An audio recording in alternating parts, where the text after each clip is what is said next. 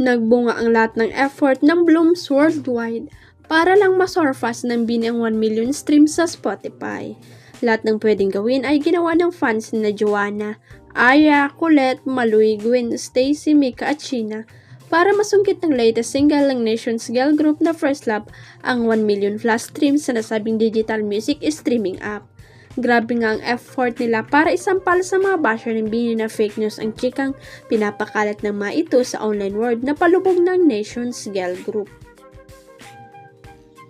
Ang bongga nga ng bini dahil sa loob ng 5 araw matapos i-release ang First Love ay naka 1 million na agad ito at patuloy pang tumataas ang numero.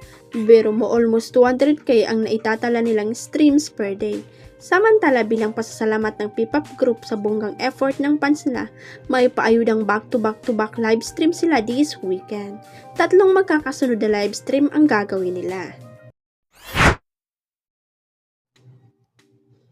Mukhang umepek ang pasabog na trailer ng FVG's Batang Quiapo bilang pagsisimula ng bagong yugto ng Kapamilya Primetime Series noong Lunes, October 6, 2025. Todo promote si Coco Martin sa kanilang social media na abangan ang trailer ng bagong yugto ng Batang Quiapo.